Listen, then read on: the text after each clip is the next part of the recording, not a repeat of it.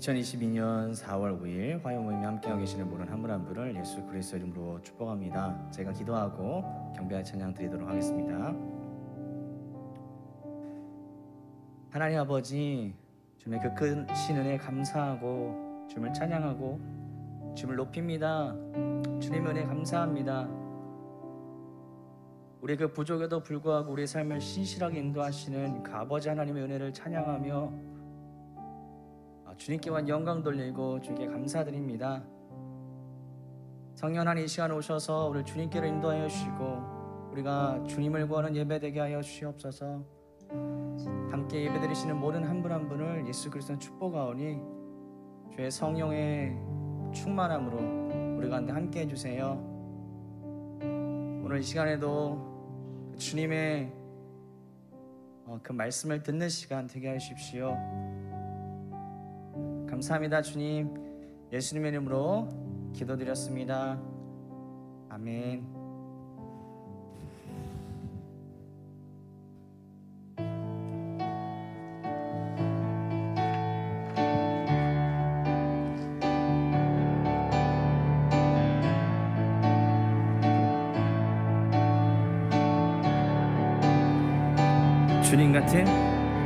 주님 같은 반석은 없어요. 찬양받기 합당하신 이름, 변치 않으시는 구원의 반석, 신실하시고 진실하신 주님 같은 반석은 없어요. 주님 같은 반석은 없어요. 찬양받기 합당하신 이름, 변치 않으시는 구원의 반석, 신실하시고 진실하신 주님 같은 반석은 없어요. 만세 반석, 예수 내 반석, 만세 반석, 예수 내 반석, 만세 반석, 예수 내 반석, 주님 같은 반석은 없어요. 만세 반석, 만세 반석, 예수 내 반석, 만세 반석, 예수 내 반석, 만세 반석, 예수 내 반석, 주님 같은 반석은 없어요. 주님 같은 반석은 없어요. 찬양받기 합당하신 이름, 변치 않으시는 구원의 반석, 신실하시고 진실하신 주님 같은 반석은 없어요.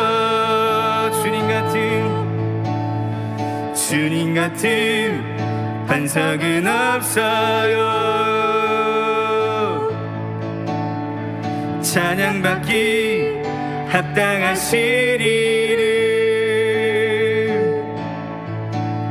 변치 않으시는 구원의 반석, 신실하시고 진실하신 주님 같은 반석은 없어요. 만세 반석, 예수 내 반석, 만세 반석, 예수 내 반석, 만세 반석,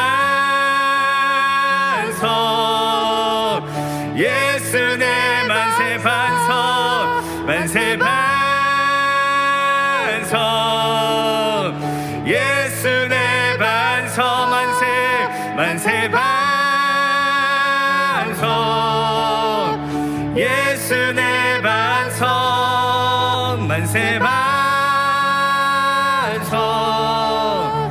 예수 내 반석 주님 같은 반석은 없어요. 주님 같은 반석은 없어요. 주님 같은 반석은 없어요. 찬양받기 합당하시리 변치 않으시는 구원의 반석 신실하시고 진실하신 주님 같은 반석은 없어요. 만세 반석 만세 반석 예수 내 반석 만세 반석 예수 내 반석 만세 반석 예수 내 반석 주님 같은 반석은 없어요. 만세 반석 만세 반석 예수 내 반석 만세 반석 예수 내 반석 만세 반석 예수 내 반석 주님 같은 반석은 없어요. 주님 같은 반석은 없어요. 주님 같은 반석은 없어요.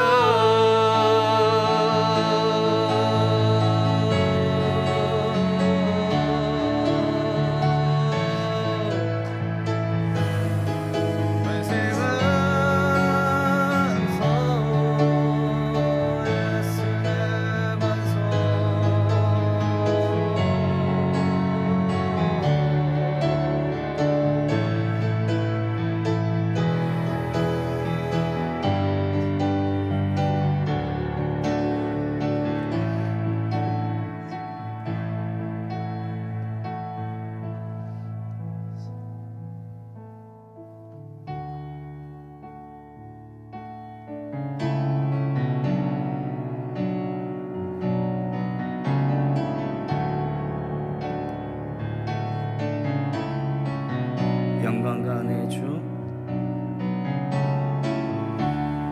영광과 은혜의 주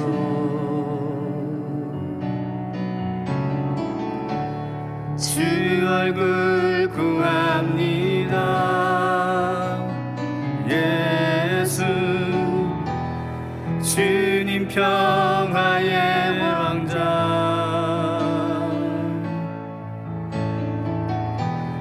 왕의 왕 부활하신 주님 하나님의 희생양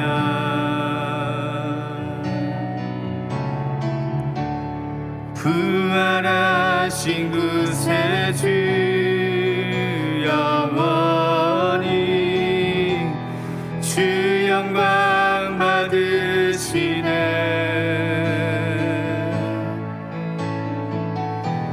세세토록 주 다스리는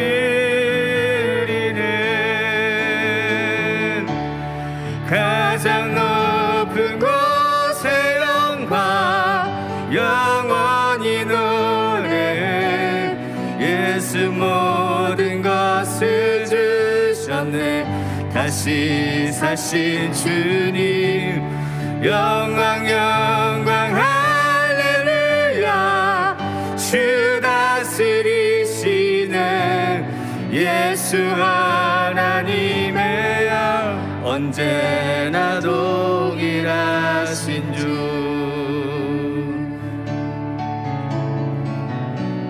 모퉁이 돌 되신 주,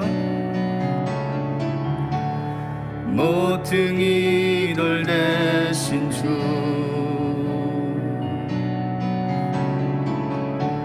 임마누엘 주 함께 메시아 수치를 대신하사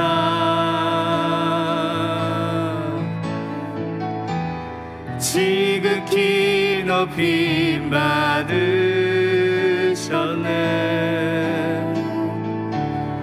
뛰어난 이름 예수,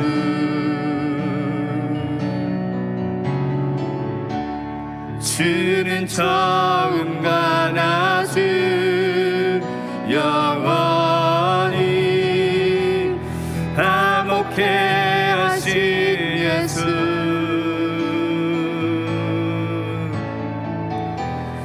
아버지 영상 사랑해 주, 가장 높은 곳의 영광 영원히 노래해. 예수 모든 것을 주셨네. 다시 사신 주님 영광 영광 할렐루야. 주 다스리시네. 예수 하나님의 양 언제나도 가장 높은 곳의 영광 영원히 노래해. 예수 모든 것을 주셨네. 다시 사신 주님 영광 영광 할렐루야. 주 다스리시네. 예수 하나님의 양 언제나 동일하신 주. 가장 높은 곳의 영광 영원히 노래해. 예수 모든 것을 주셨네. 다시 사신 주님 영광 영광 할렐루야. 주 다스리시네. 예수 하나님의 양 언제나 동일하신 주.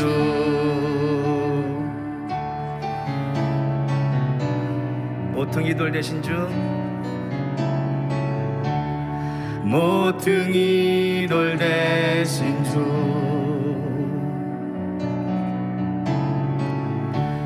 임마누엘 주 함께 메시아 수치를 대신하사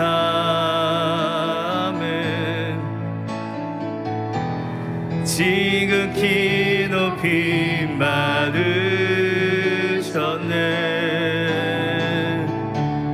뛰어난 이름 예수,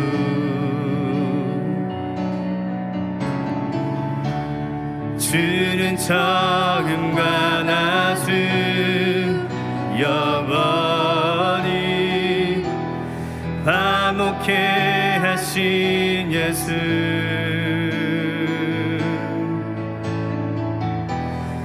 아버지 영상 사랑해줘.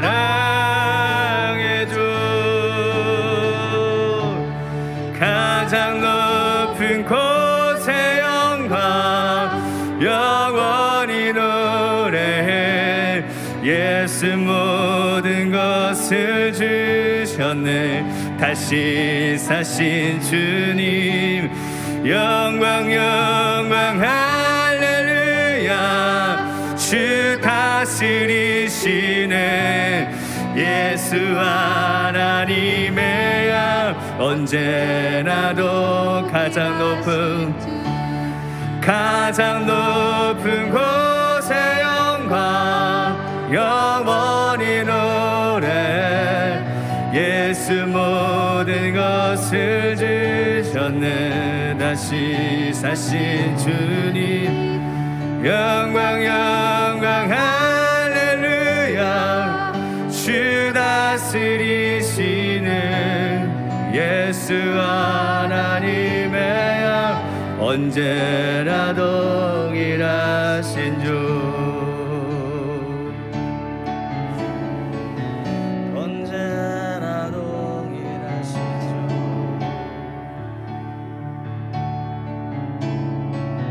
걸음걸음 거룩거룩 전능하신 주님 거룩거룩 전능하신 주님 거룩거룩 전능하신 주님 거룩거룩 전능한 가장 높은 곳의 영광 영원히 노래해. 예수 모든 것을 주셨네. 다시 사신 주님 영광 영광 할렐루야. 주 다스리시네 예수 하나님의 양 언제나 동일하신 주.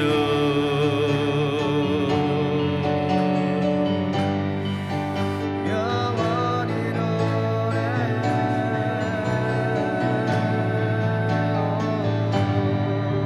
다시 사신 주님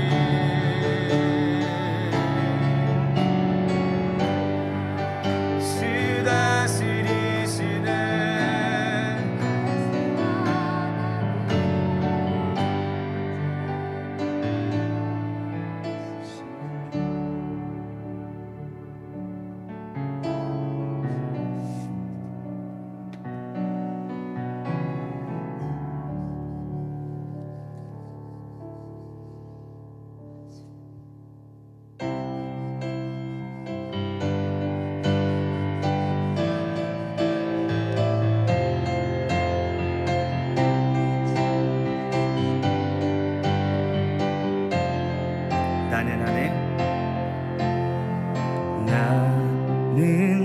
안에 내가 살아가는 이유 불이 되는 것 자기 불이 긴 삶 모두 태우듯이 나를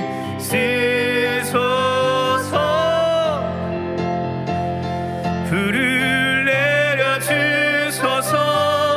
내게 성령의 불을 주가 진 영혼 살릴 수 있도록 나를 태워주소서. 제단 위에 나를 드리리 열방의 불로 세우소서. 불을 내려주소서.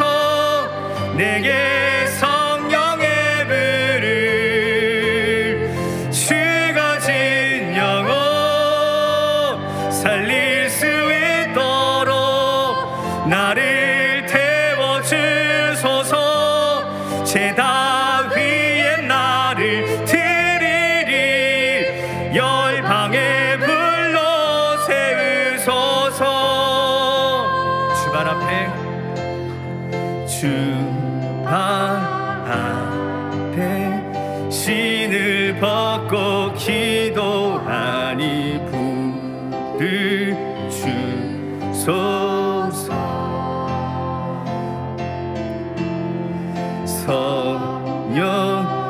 성령으로 연단받은 불의 사람 되게 하소서.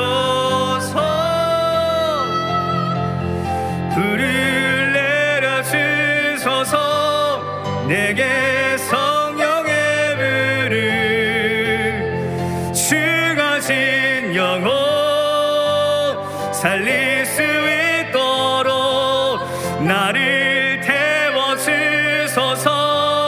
제단 위에 나를 드리리 열방의 불러 세우소서. 불을 내려주소서. 내게 성령의 불을 주가 진 영혼 살릴 수 있도록 나를 태워주소서. 제단 위에 나를 드리니 열방의 불로 세우소서. 태우소서 부소서 태우소서 부소서. 성령의 불을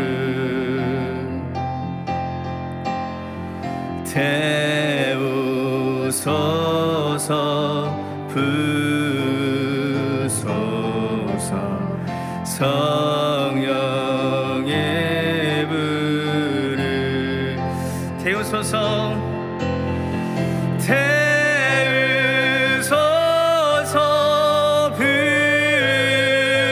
부소서. 성령의 불을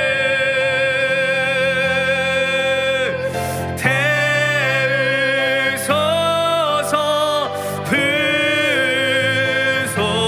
부소서. 성령의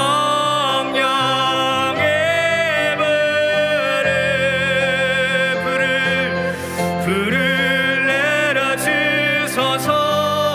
내게 성령의 불을 주가 진 영혼 살릴 수 있도록 나를 태워주소서. 제단 위에 나를 드리니 열방의 불로 세우소서. 불을 내려주소서. 내게 성령의 불을 주가 진 영혼 살릴 수 있도록 나를 태워주소서. 제단 위에 나를 드리니 열방의 불로 세우소서.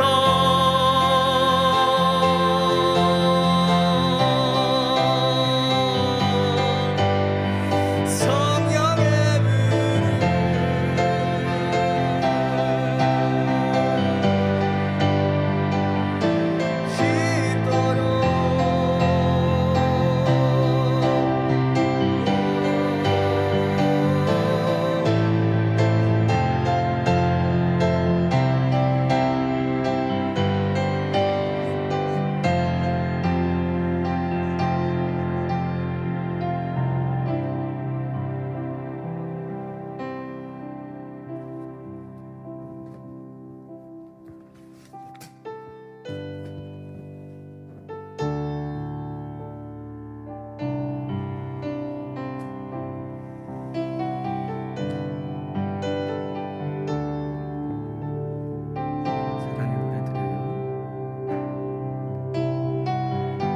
사랑의 노래 들려요. 나의 구주 예수님께 주 행하시니 감사해요. 내 사랑하는 귀하신 예수 난 기뻐요. 주가 날 부르사 주의 소유 삼으심을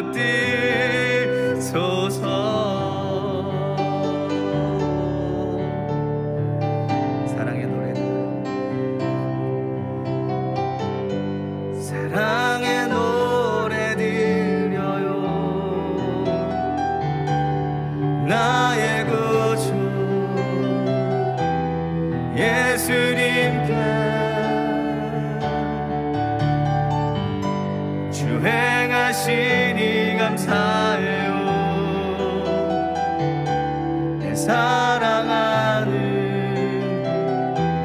귀하신 예수,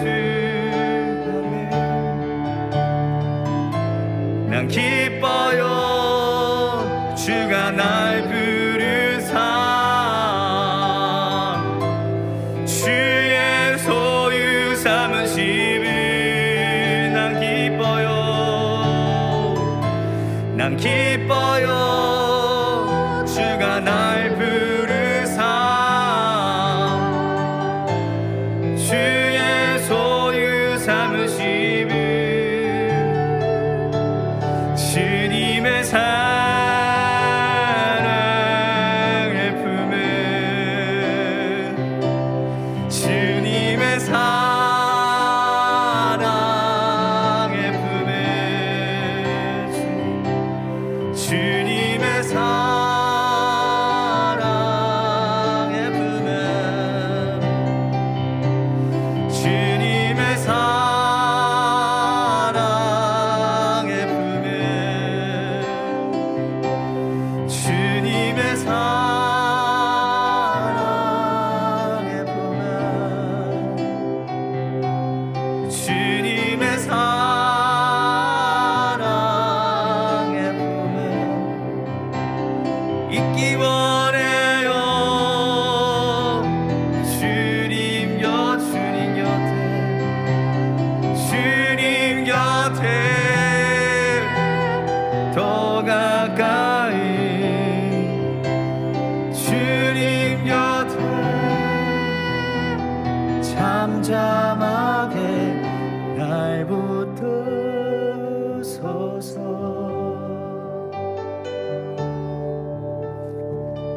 날 붙드소서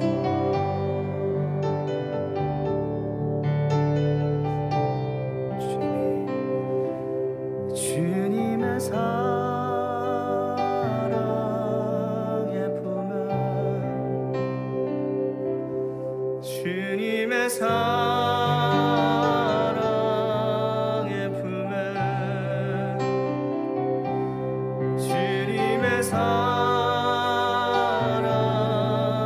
품에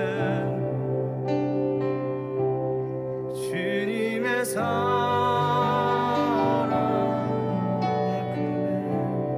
품에 있기 원해요 주님 곁에 날 붙드소서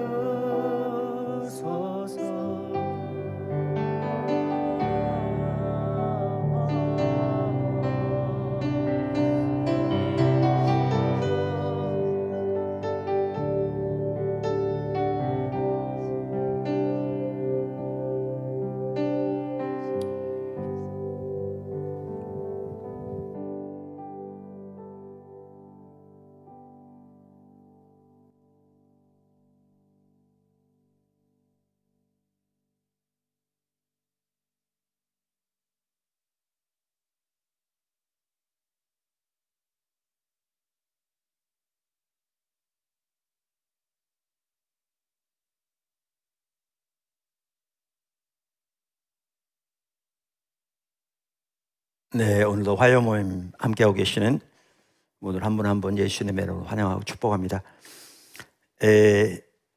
많은 분들이 함께하고 계신데 여기 인터넷 채팅창에 인사하셔도 좋겠습니다. 오늘도 포항에서 여전히 예상이 함께하고 계신 우리 정드는 부부 계시고, 또 우리 가까운 곳 말할 것도 없거니와 여수, 또 부산, 동경, 또 종로, 광주, 철원, 또 김천, 전주, 홍천, 또 여러 군데 함께하고 계신데 서로 인사하셔도 좋겠습니다. 광고 말씀드리겠습니다. 계속 광고 나가는데 선교회 사무간사, 또 K미션, T미션 담당자 각 한 명씩 일꾼이 필요합니다. 계속 기도해 주시면 감사하겠고요. 4월 새물길 선교회 목회자 기도회가 4월 7일, 그러니까 내일 모레입니다. 오후 2시부터 비대면으로 개최됩니다. 선교회 목사님, 사모님, 지금 함께하고 계신 모든 목회자들도 같이 참여할 수 있습니다. 선교에 이렇게 카톡이나 밴드에 주소가 올라갈 텐데 혹시 거기 안 들어 있어서 원하시는 분들은 사무실로 요청하시면 보내드릴 수 있습니다. 사단법인 청년 선교하고 구TV가 협력해서 제작한 턴어라운드 텐트, 목요일에 본방송이 있고요, 토요일에 재방송이 있는데 참 귀하게 잘 진행되고 있습니다. 그 팀들을 기도해 주시고 이렇게 갈수록 이렇게 참 보면 청년들의 일상적인 청년들의 이야기, 주님 따라가려고 고민하면서 주님이 주신 은혜들을 나누고 그러면 승리해가는, 때로는 넘어지면서도 다시 일어나 승리하는 이야기들, 이런 이야기들을 담았어요. 어떤 유명 인사들의 얘기를 담은 게 아니고, 근데 이게 잘 알려지면 정말 좋을 것 같더라고요. 이렇게 정말 이렇게 매번마다 이렇게 잔잔한 감동이 있고 너무 귀한. 그래서 이렇게 사실 예산도 저렴한 예산으로 청년 선교에서 지금 현재 다 부담해서 하고 있고요. 우리 거기 나오는 황바울 간미연 부부도 거의 뭐 출연료라고 할 수 없는, 그래서 이게 봉사하는, 그렇게 다 이렇게 소속사들이 있고 그래서 쉽지 않은데도 그런 차원에서 섬겨주고 있고, 그러면서 귀한 일이 일어나고 있어요. 그래서 많이 이렇게 알려주시고요. 특별히 귀한 컨텐츠에 좋아요라고 이렇게 눌러달라고. 왜냐하면 진짜 좋습니다. 안 좋은데 좋아요를 누르지 마시고요. 좋으면 좋아요라고 눌러주시면, 그 좋아요가 100개 이상 되면 AI가 그런 컨텐츠를 이렇게 앞세서 스스로 이렇게 적극적으로 추천하고 내세운답니다. 그래서 그렇게 해주시면 좋겠고요. 사문교 신학원 신학기 수업되었고 추가 등록 중입니다. 과목들 거기 나가니까 보시고 함께 하기를 원하시는 분들은 함께 해주시면 좋겠습니다. 여기 사문교 선교회 여러분 보고 계시는 유튜브 채널에도 거기에 구독 안 누르셨으면 구독해 주시면 감사하겠습니다. 화요일 헌금 하실 분들은 거기 헌금 구좌가 있으니까요, 거기 인터넷으로 헌금해 주시면 감사하겠습니다. 기도하겠습니다. 하나님 아버지 하나님의 그 무궁하신 은혜와 크신 사랑 감사합니다. 이 시간에도 예수 그리스도의 보혈의 공로만 의지해서 아버지 하나님 은혜의 보좌 앞에 겸손히, 그러나 주님만 의지해서 담대함으로 섭니다. 하늘을 이 시간 넓게 여시고 이 시간 모여서 예배 드리는 곳마다, 또 각 가정에서 있는 자리에서, 또 인터넷으로 주님을 찾아 모이는 곳마다 주님의 임재를 함께 해주시고 성령을 충만하게 채워주시며 이 시간도 강력하게 운행해 주시옵소서. 사문교 선교회를 예수님으로 축복하고 선교회나 바른 모든 교회들을 예수님 축복합니다. 우리가 주님 잘 따라갈 수 있도록 넘치는 은혜로 충만하게 부어 주시옵소서. 이 시간도 헌금한 손길 연락하시고 하나님께서 예비하신 넘치는 은혜를 충만하게 부어 주시옵소서. 주님 사랑합니다. 예수님의 이름으로 감사하며 축복하며 기도드렸습니다. 아멘. 하나님 말씀 보겠습니다. 하나님 말씀은 전도서 3장입니다.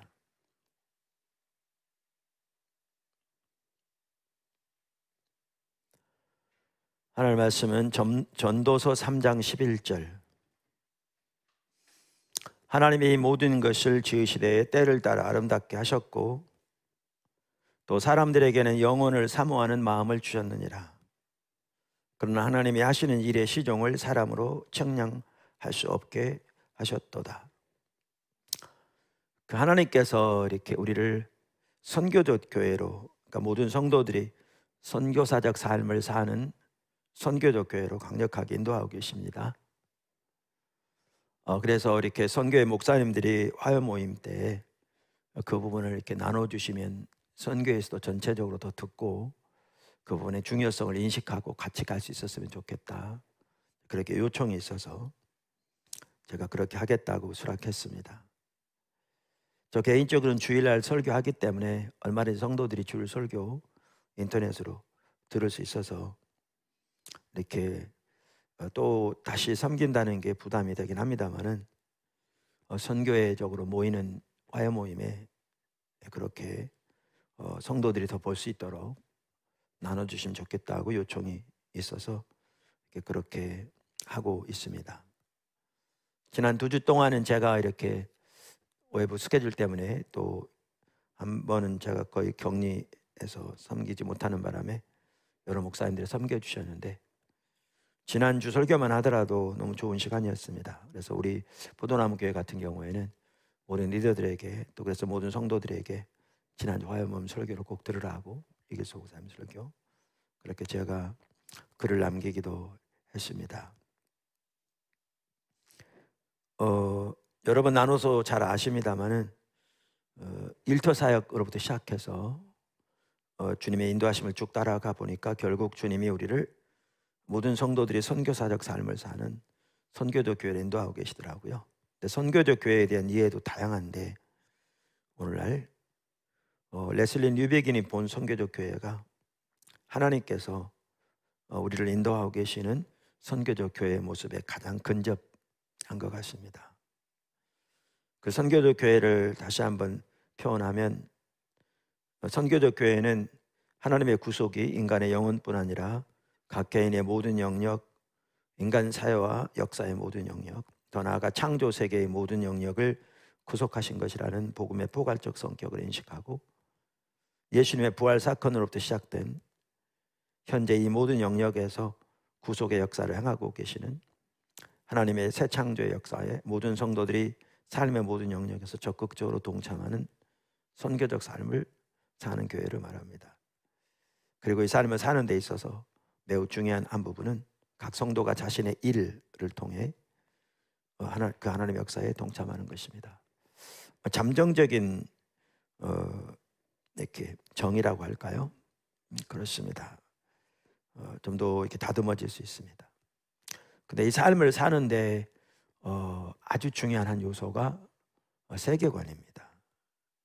그래서 성도들이 세계관 더 나아가 이야기로 이렇게 무장되어지는 것이 너무나 중요합니다.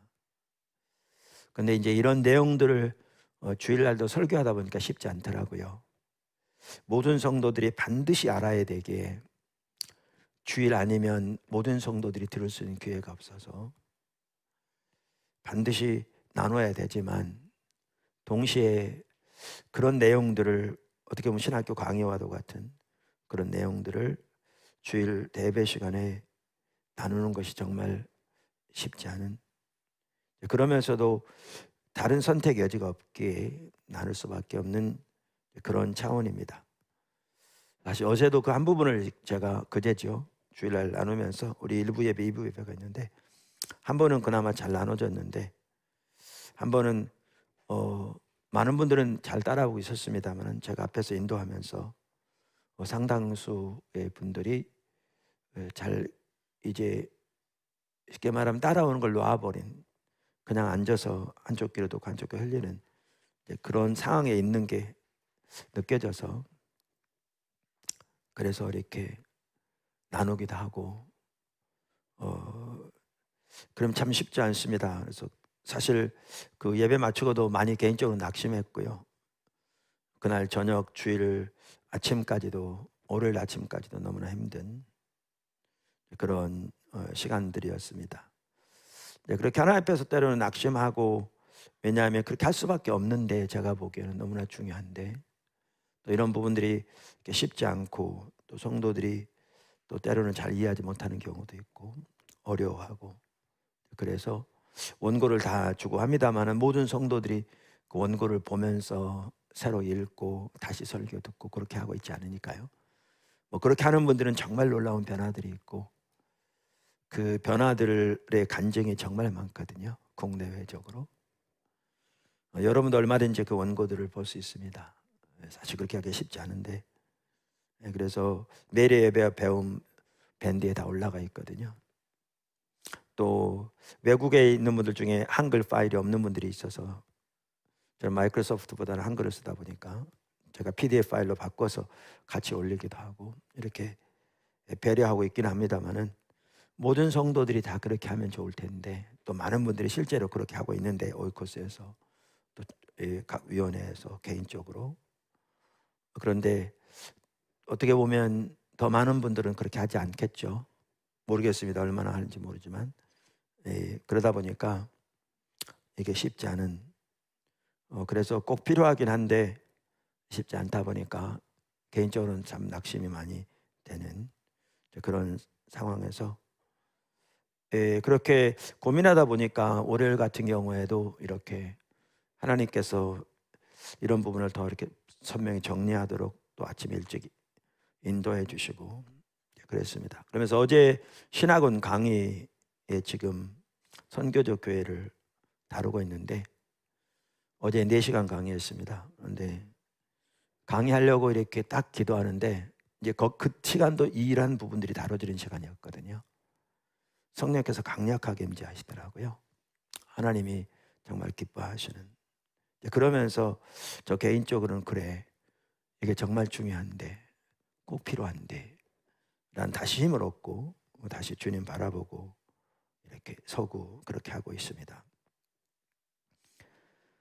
신학원 강의 선교적 교회만 하더라도 이렇게 책들이 많은데, 너무 좋은 책들이, 또 범위가 많아서 또 공부하는 분들이 모두 다 지금 풀타임으로 배우는 학생들은 아니고 해서, 그래서 고민하다가 레슬리 뉴비긴의 선교적 교회를 가장 잘 정리할 책이 교회의 소명이라는, 몇 년 전에 나온 2018년인가 마이클 고인이 쓴 교회의 소명이라는 책인데, 그 책을 가지고 쭉 살펴보기로 해서 그 책 하나만 제대로 이해하고 뛰어도 충분하겠다. 어떤 목사님이 저에게 그러더라고요. 그 책을 읽어도 이해가 잘 안 된다고. 그런데 그 책을 하나만 올바로 이해하고 뛰어도 정말 좋겠다 싶어서 이제 그렇게 해가는 과정에서 정말 좋은 시간이었습니다. 어제만 하더라도 정말 좋은 시간이었고, 정말 성도들이 그 책 한 권만 올바로 제대로 이해해도 전체적으로 하나님 우리를 인도해 가시는 부분의 상당 부분은 선명히 볼 수 있는 그 중요성, 우리의 소명, 우리의 나갈 바 등등 너무나 중요한 시간이 될 것 같다 싶었습니다. 여러분도 얼마든지 함께 할 수 있습니다. 말씀드린 대로 사실 제가 화요일 날 이렇게 그래서 섬겨달라고 요청이 있어서 선교회 연합하는 목사님들 중에 제가 같은 주제를 가지고 주일 또 화요일 날 설교하는 게 개인적으로 쉽지 않거든요. 그리고 저 개인적으로도 또 틈나는 대로 책도 보고 연구해야 되고, 또 어느 한 부분에 연구하다 보면 거기에 집중해야 되는데, 이렇게 똑같은 선교적 교회마다 다를 부분이 많거든요. 선교적 교회에 대한 부분, 일에 대한 부분, 또 일만 하다 각 영역들이 있죠. 예술, 정치, 경제 각 부분, 이 부분들은 아직 거의 손도 못 대고 있는 상황인데, 다양한 부분들, 거기가 세계관의 부분들이 있고 환경에 대한 부분들이 있고 여러 가지 다양한 부분들이 있죠. 그런데 제가 어느 한 부분에 이제 집중적으로 살펴보고 있는데, 또 다른 부분을 같이 다른 시간에 나눈다는 건 쉽지 않거든요. 한계가 있어서. 그래서 사실 저는 그렇게 원치 않았는데 그런 요청이 강력하게 있어서 사실 나누겠다고 했는데, 이번에 그 신학원 우리만 하더라도 이렇게 줌으로도 하면서 또 그래서 개인도 할 수 있게 해달라, 거점 요소뿐만 아니라 그래서 성도들이 함께 할 수 있도록 요청도 하고, 그래서 그렇게 오픈도 했는데 실질적으로 함께 하는 분들은 거의 없어서 아주 소수를 빼놓고는. 그래서 사실 저 개인적으로는 좀 여러 가지 생각이 많습니다. 그러는 가운데 말씀드린 대로 어제 신학원 강의만 하더라도 이렇게 하나님께서, 성령께서, 제가 기도 딱 시작하는데 강력하게 임재하시면서 이렇게 함께 하시고, 또 그 시간을 통해서 하나님께서 참 귀하게 함께 하심으로 이게 얼마나 중요하고 또 모든 성도들이 무장돼야 할 절실한 필요인가를 다시 이렇게 확인하면서 이렇게 주님 따라가고 있습니다. 오늘은 그래서 그 이야기에 대한 부분을 좀 더 전체적으로 과거에 한 번 더 살펴보았습니다만은 부분적으로 레슬리 뉴비기만 하더라도 그의 핵심 요소 중에 하나가 이 부분이고, 성경 이야기 아주 중요하게 이 부분을 여기고 있거든요. 그래서 그 부분을 좀 살펴보려고 합니다. 첫째, 이야기 혹은 메타 내러티브. 우리의 세상을 이해하기 위해, 우리 삶의 의미를 이해하기 위해 어떻게 살아야 할지 가장 중요한 결정을 하기 위해 우리는 어떤 이야기에 의존합니다. 그래서 철학자, 신학자, 성경학자들 사이에서는 이야기는 세상이 실제로 존재하는 방식에 대해 가장 잘 설명하는 길이라는 인식이 늘어가고 있습니다. 즉, 오늘날 학자들은 이야기가 세상이 실제로 존재하는 방식을 가장 잘 설명해 주는 길이고, 그래서 인간은 가장 깊은 차원에서 기초적이며 근본적인 이야기의 맥락 속에서 살아간다는 사실, 따라서 이야기가 인간의 삶에서 매우 중요하다는 사실을 점차 인식하기 시작한 것입니다. 여기서 말하는 이야기는 동화책 속의 이야기를 말하는 것이 아니고 우리가 만들어낸 공상 속의 이야기를 말하는 것도 아닙니다. 제가 말하는 이야기는 그보다 더 근본적인 이야기인데, 세상에 대한 우리의 이해를 돕고 우리가 어디에서 왔는지, 우리가 누구인지, 삶의 목적은 무엇인지와 같은 질문들에 답을 해주는 이야기입니다. 이렇게 볼 때 이야기란 궁극적 실체에 대한 혹은 궁극적 실제에 대한 주장들입니다. 이 이야기들은 세상 전체와 그 안에서 우리 자신의 자리를, 위치를 알게 해주는 포괄적인 이야기들로서 보편 역사의 의미를 알려주기도 합니다. 이러한 이야기를 일부에서는 거대 서사, Grand Narrative, 큰 이야기, 메타 내러티브 등으로 부릅니다. 작은 첫 번째, 우리 모두는 다 이야기를 가지고 있습니다. 우리 각자는 우리가 알건 모르건 한 가지의 이야기를 가지고 있고요. 우리 인생의 틀을 잡고 인생 경험의 의미를 찾기 위해 우리 모두는 그 이야기에 의존합니다. 작은 두 번째, 이야기를 토대로 사건을 이해할 수 있습니다.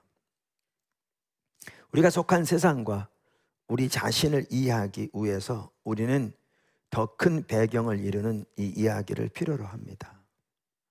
개인적인 경험들은 우리가 이 세상의 진정한 이야기라고 믿는 그 어떤 이야기의 맥락이나 틀 속에서 볼 때에만 이해되고 그 의미를 발견합니다. 우리 삶을 이루는 그래서 작은 에피소드들은 바로 그 큰 그랜드 내러티브, 큰 이야기 안에서 자리를 잡습니다. 톰 라이트 박사도 이 부분을 아주 잘, 이 중요성을 인식하고요, 정말 잘 지적하고 있습니다. 그분의 책 신약 성서와 하나님의 백성이라는 참 귀한 책이죠. 에서 이렇게 말합니다. 이야기는 인간의 가장 기본적인 삶의 양식들 중 하나다. 사람은 무작정 행동한 다음에 그 행동들의 의미를 하려고 한다는 말은 사실이 아니다. 그러니까 행동을 먼저 하고 그 다음에 의미를 부여하는 게 아니라는 겁니다. 그러니까 그 반대라는 거죠. 다시 말하면 행동이 이야기를 만들어내는 게 아니고 우리가 믿고 가지고 있는 이야기가 우리의 행동에 영향을 미친다는 겁니다. 톰 라이트는 계속 말합니다. 맥킨타이어가 주장했듯이 맥킨타이어는 무신론자였다가 개종해서 캐톨릭 신자가 된 도덕 철학자로서 귀한 분입니다. 특별히 이 부분에서 세계관 철학, 귀한 철학자인데요, 기독교 철학자입니다. 맥킨타이어가 주장했듯이 구체적으로 대화들, 일반적으로는 인간의 행위들은 행동으로 옮겨진 이야기들이다.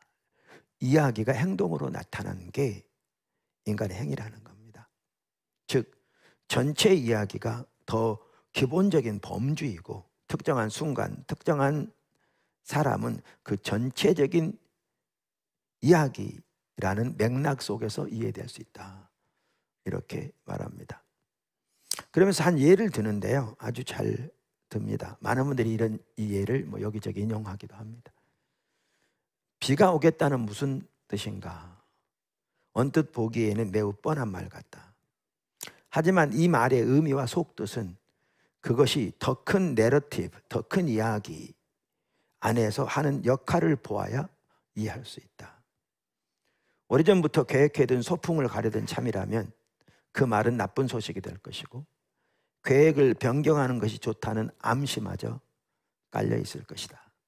가뭄에 시달리는 아프리카에 살고 있어 오랜 건기와 그로 인한 흉작을 앞두고 있다면 그 말은 정말 기쁜 소식이 될 것이다. 내가 만일 기상학자로서 비가 올 것을 사흘 전부터 예측했다면 설령 당신이 그것을 믿지 않았더라도 그 말은 나의 예측 능력을 입증해 줄 것이다. 우리가 만일 갈멜산에서 엘리야의 말을 듣고 있는 이스라엘 공동체의 이론이라면 그 말은 야훼가 참 하나님이시며 엘리야가 그분의 예언자라는 엘리야의 메시지를 증명해 줄 것이다. 어느 경우를 막론하고 이 한마디의 말은 전체의 암시적 구조, 전체의 암시적 내러티브라는 문맥 안에서 들어야 한다. 그러니까 우리의 모든 행동들, 사건들은 이 전체적인 이야기 틀 안에서 올바로 이해되고 올바로 해석되고 올바로 자리 잡을 수 있다, 그 말입니다. 몇 번째인지 모르지만 작은 네 번째인가요? 세 번째인가요? 중요하지 않습니다. 몇 번째인지. 이야기에는 기본적인 세계관들, 질문들을 담고 있습니다. 제가 사실 이야기를 살펴보게 된 교회에서 이 얘기는 세계관 문제가 너무나 중요하기 때문에 그 세계관을 살펴보기 좀 더 구체적으로 살펴봐야 되겠다. 이게 주일날 살펴볼 내용인지는 모르겠지만 그러나 선택의 여지가 없는, 아까 말씀드린 대로 반드시 성도들이 이 부분에 무장돼야 할, 그래야 선교적 삶을 사는 게 가능한 거죠. 올바로. 그래야 레슬리 뉴베긴이 말한 문화와의 선교적 대면이 가능한 거죠. 그래야 우리가 살펴본 세상을 위하되 세상을 반대하는 삶을 사는 게 가능한 거죠. 그게 무장되지 않으면 이 삶을 사는 것이 가능하지 않습니다. 그러니까 반드시 이런 세계관 부분을 성도들이 올바로 무장돼야 하는데, 이제 문제는 이것이 이렇게 그렇게 간단히 1, 2, 3, 4, 5 몇 가지를 나눈다고 되는 것이 아닌, 성도들이 이 부분을 선명히 보고 또 성경적인 세계관뿐만 아니라 주변 문화의 세계관도 올바로 이해해야 되거든요. 우리 잘 알듯이 지피지기면 백전백승이라고 말한 것처럼 우리의 세계관뿐만 아니라 우리 주변 문화가 가지고 있는 세계관도 알아야 우리가 올바로 선교적 삶을 살 수 있거든요. 그러니까 이 부분을 다뤄야 되는데, 그리고 모든 성도들이 무장해야 돼서 모든 성도들이 반드시 들을 수 있는 기회는 주일인데, 그렇기 때문에 선택의 여지가 없는데, 제가 세계관 성경 공부를 오픈했더니 보도나무 지체들 중에 한 명도 빠짐없이 거기 참석한다면 구태여 주일날 할 필요도 없지만 그렇게 되지 않아서 신학원에 오픈했는데도 아주 작은 수만 하잖아요. 정말 작은 수만. 그래서 주일날 살펴볼 수밖에 없는. 그런데 이 세계관을 올바로 이해하려면 세계관보다 더 근본적인 그 기초인 이야기의 문제를 다뤄야 되거든요. 이야기의 문제를. 제가 어제 신학원 강의하면서도 아까 하나님이 그렇게 참 함께 하심으로 저에게 하나님 뜻임을 더 선명히 확인시켜 주시고 위로해 주시고 그랬다고 그러는데, 나눔에서 한 목사님이 저한테 그러시더라고요. 세계관 문제, 이야기 문제가 모든 성도들이 반드시 보아야 할, 이제 이런 게 보이니까요. 또 깨달아야 할, 또 무장돼야 할 요소들이라서, 그분이 요소란 말 안 썼지만 같은 내용인 거죠. 그래서 어렵지만 주일날 이 부분이 반드시 다뤄야 될 것 같습니다 라고 이제 저에게 이렇게 요청하는 그런 부분도 있었습니다. 근데 이 세계관 문제를 다루려면 그보다 더 근본적인 이야기의 문제를 이해해야 되거든요. 그리고 세계관은 이 이야기에서 나옵니다. 그리고 그렇게 올바로 이해돼야 세계관이 단순한 이론적인 지식이 아니라 실제 삶에서의 우리의 방향을 제시하는 우리 마음에 있는 지도처럼 그러한 역할을 하는데 그 올바른 자리를 차지할 수 있게 되는 거죠. 그래서 제가 그 부분을 주일날 교회에서 살펴보았던 것이거든요.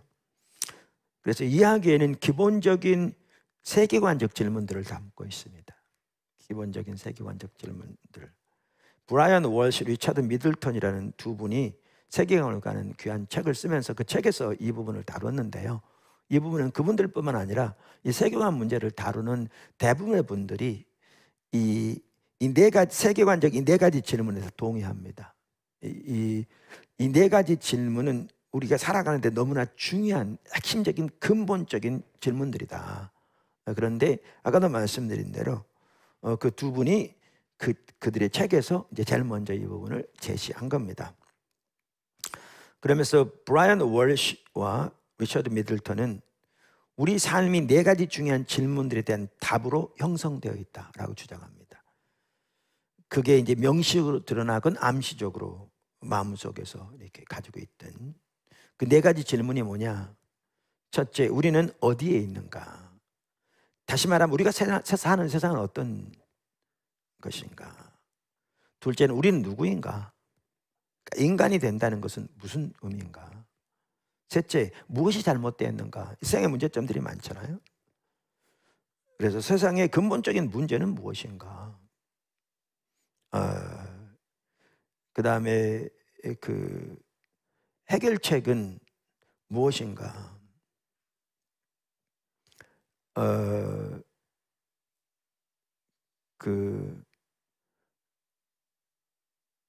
그러니까 예를 들면 프로이드 같은 경우에는요, 인간의 가장 주된 목표를 성적 욕구의 충족이라고, 그것이 가장 주된 목표거든요. 그러면 뭐가 문제냐? 종교나 전통의 문제라는 그걸 억제하는. 그래서 프로이드에게는 기독교가 적입니다. 완전히 다른 이해죠. 그 프로이드가 현대 심리학의 기초를 놓았습니다. 여러분 주변의 이야기입니다. 우리 주변의 이야기입니다. 먼 달나라 이야기가 아니고. 그래서 우리는 누구인가? 인간이 된다는 것은 무슨 의미인가? 무엇이 잘못되어 있는가? 세상의 근본적인 문제는 무엇인가? 그 다음에 네 번째 질문이 해결책은 무엇인가? 무엇으로 그 문제를 고칠 것인가? 그러니까 이 질문들에 대한 대답은 우리가 살아가고 결정을 내리고 행동하는 데 핵심적인 역할을 합니다. 어느 누구든지 이 질문에 대한 나름대로의 대답 없이 살아갈 수 없습니다. 아무도 인간은 이 질문에 대한 나름대로의 대답 없이 살아갈 수 없습니다. 모든 종교와 철학들이 자기 나름대로 이 네 가지 근본적인 세계관적 질문에 답합니다. 그런데 이야기는 이러한 세계관적 그 질문들을 담고 있습니다. 사실 이야기에 나오는 이런 핵심적인 질문들을 따로 정리한 것이 세계관입니다. 그래서 세계관은 이야기에서 나옵니다. 세계관은 이야기에서 나옵니다. 그 관계를 제가 또 성도들과 함께 보기를 원했던 거죠. 그 다음에 뭐 큰 몇 번째인지 다섯 번째인지 작은 이야기가 우리 개인 생활과 공동 생활 전체를 빚어내고 그 방향을 결정합니다. 이야기가 개인 생활과 공동 생활 전체를 빚어내고 그 방향을 제시합니다. 과거에 한번 화요모에서 나눴잖아요. 그러니까 이혼을 예를 들 때에 우리가 성경의 이야기를 따라 사느냐 아니면 서구 문화의 이야기를 따라 사느냐에 따라서 전혀 다르게 이해한다라는 거죠. 그래서 한 사람이 어떤 이야기에 근거해서 사느냐에 따라서 인생의 사건들을 해석하는 방식에서 큰 차이를 보인다는 겁니다. 성경의 이야기에 따라 살면 이혼은 죄죠. 물론 성경에 몇 가지 예외적인 조항들이 있습니다만, 그러나 서구 문화의 이야기에서는 그 중심에 개인주의와 상업주의가 있기 때문에 이혼은 종종 긍정적인 것으로 그려집니다. 비극이 아니라 오히려 개인의 성장을 위한 용기 있는 발걸음으로 여겨지는 것이죠. 근데 성경의 이야기가 가장 옳은 이야기인 것을요, 실제로 그 통계들을 보면 이혼한 것보다 이혼하지 않고 사는 사람들이 나중에 느끼는 행복감이 100%다 그런 건 아닐지 모르지만 프로테이지로 훨씬 높습니다. 조사에.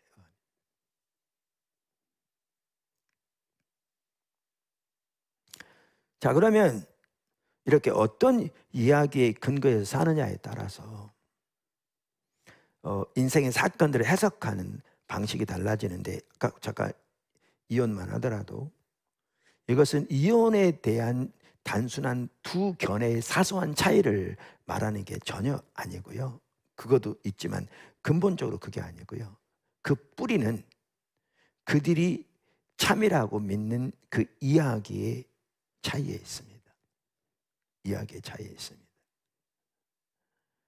그들은 각기 다른 틀과 다른 형체를 가진 그 이야기에 의지하고 사는 거죠. 그래서 다른 결론이 나온 겁니다.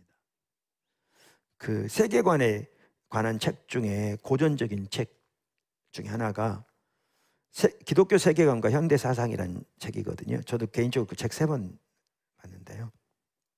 그래도 다 이해하지 못하긴 합니다만은, 물론 이해는 하지만 머릿속에 들어있지는 않으니까 전체가 잘 열심히 배워가고 있습니다. 또 노트로 정리까지 해가면서 제임스 사이어가 쓴 건데, 그 책의 원래 영어 제목이 뭐냐면 The Universe Next Door라는 말입니다. 이웃에 있는 우주란 얘기예요.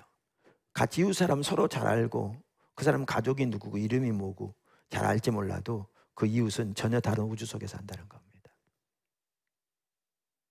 전혀 다른 이야기, 전혀 다른 세계관. 인생에 사는 목적과 어디서부터 출발했고 지금 우리가 어디에 있으며, 아까 말한 세계관적 질문들에 대한 그 외에 다양한 부분에서, 그렇기 때문에 삶의 사건들을 해석하는 그 모든 것에서 완전히 다른 우주 속에 사는 겁니다. 옆집에 사는데.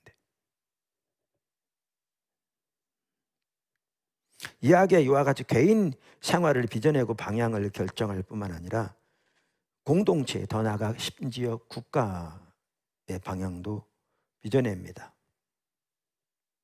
그 대표적인 한 가지 예가 남아공의 인종차별 정책이고요. 나치 독일, 쉽게 이해할 수 있도록 예를 드리면 그렇습니다. 큰 두 번째, 성경은 참된 이야기를 담고 있습니다. 이것을 이제 성도들이 보기 원하는 겁니다. 성경은 참된 이야기를 담고 있습니다. 자, 그 첫 번째, 성경은 하나의 이야기, 즉 메타 내러티브를 담고 있습니다. 그러니까 성경이 하나의 큰 이야기, 메타 내러티브를 담고 있다는 이해가 매우 중요합니다.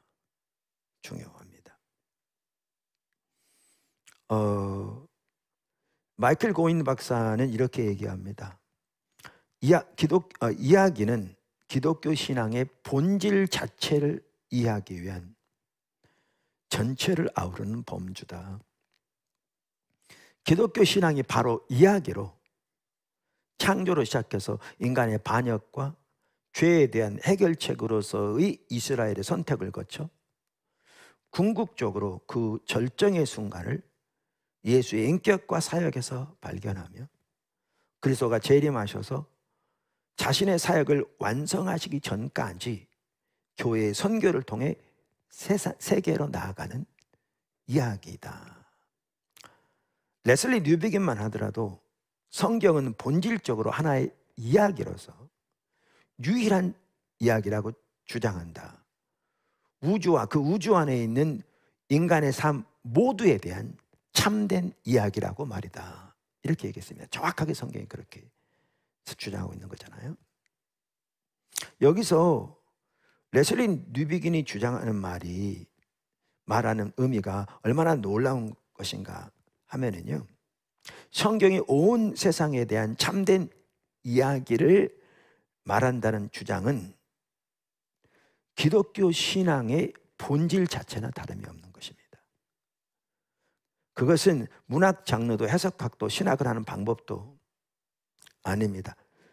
그것은 그러니까 이야기는 기독교 신앙 자체, 곧 기독교 핵심입니다. 기독교 신앙은 전체로서의 역사를 이해하는 특정한 방식으로 예수에 대한 이야기 속에서 그 결정적인 실마리를 찾는다. 기독교 신앙은 그 자체로 역사 해석이다. 이렇게 뉴비긴은 말했습니다. 크리스토퍼 라이트도 그의 책 하나님의 선교라는 책에서 이렇게 얘기합니다. 그분은 구약학자잖아요. 구약이 하나의 이야기를 말한다는 사실은 이론의 여지가 없다. 하지만 내 말은 그보다 훨씬 큰 것을 의미한다. 구약은 구약의 이야기를 그 이야기라고, the narrative 혹은 the story, 그 이야기라고. 더 정확히 말하면 궁극적으로 모든 피조물, 시간, 인간 전체를 포함시킬 최종적이고 보편적인 이야기의 일부라고 말한다. 이제 구약이니까 일부인 거죠. 다시 말해 이 본문들을 읽으면서 우리는 하나의 메타서사, 한 가지 거대 서사를 깨닫게 된다. 그리고 모든 것을 포괄하는 이 이야기에 근거한 하나의 세계관이 있다. 그것은 모든 세계관 및 메타서사들과 마찬가지로 사물의 존재 방식과 그것들이 어떻게 이렇게 되었는지, 그리고 궁극적으로 무엇이 될 것인지를 설명한다. 제가 지난번에도 나눴었는데, 레슬리 뉴비긴은 40년 동안 인도의 선교사로 섬기면서 이렇게 다른 종교를 가진, 특별히 인도의 힌두교 학자들이 많으니까 그들과 이렇게 많이 토론도 하고 그랬거든요. 그 과정에서 한 유식한 힌두교 학자가 이렇게 그리스도인들이 성경을 잘못 전하고 있다고 불평한 이야기를 이렇게 했는데요. 그 이야기를 이제 마이클 고인이나 다른 분들도 여기저기서 많이 인용하고 있습니다. 뉴비긴이 이렇게 얘기했습니다. 그 유식한 힌두교 학자의 이야기입니다.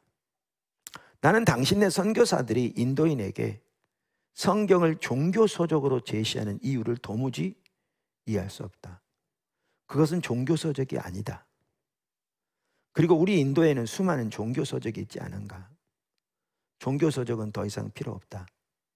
내가 보기에 당신네 성경에는 보편적 역사란 말은 모든 우주의 처음 시작부터 지금까지 이어지는 이 역사를 말합니다. 보편적 역사, 곧 창조 세계의 전체의 역사와 인간의 역사에 대한 독특한 해석이 담겨 있다.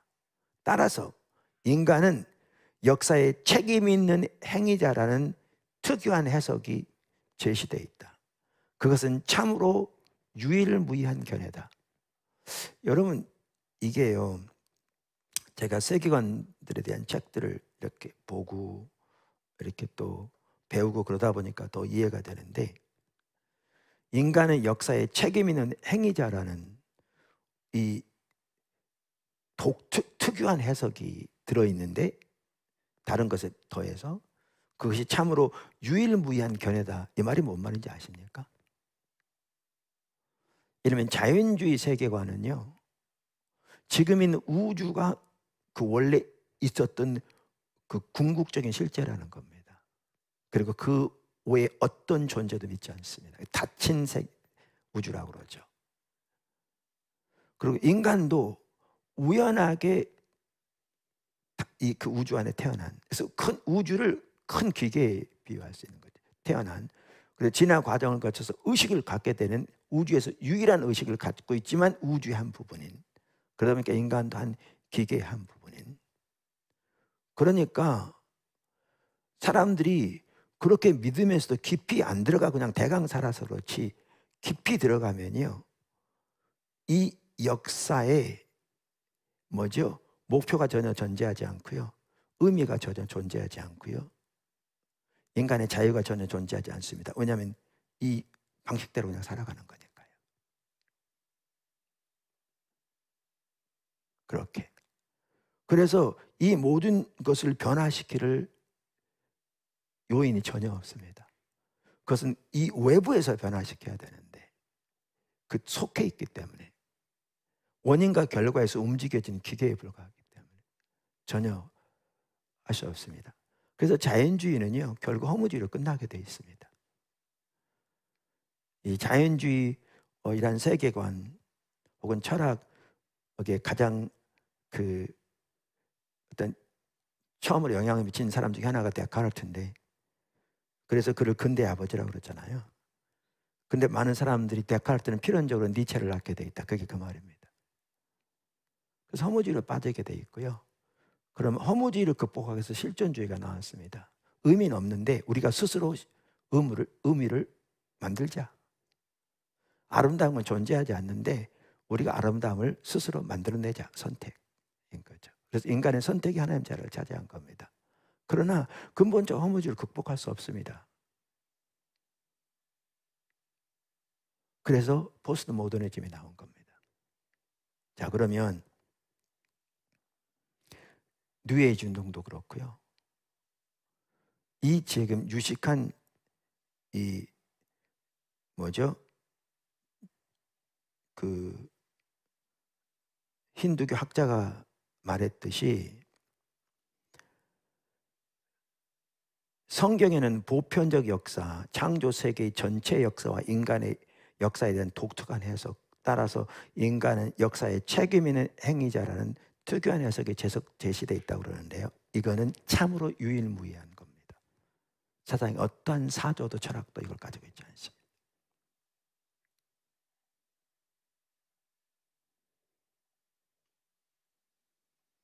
세계 어떤 종교 문헌을 보아도 그것과 나란히 놓을 만한 것이 없다. 이런 거대한 그랜드 내러티브를 성경이 가지고 있습니다. 성경이. 오히려 힌두교 학자가 그걸 본 거죠. 그런데 많은 경우에 기독교인은 성경을 단순히 종교서적으로만 전락해버리는,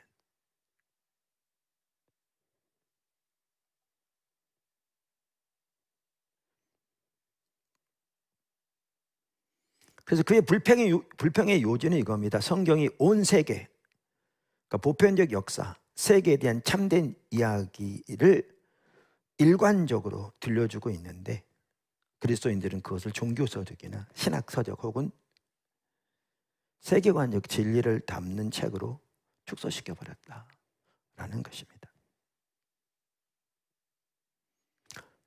성경은 이야기다. 즉 성경은 하나의 메타 내러티브를 담고 있다. 작은 두 번째, 성경 이야기는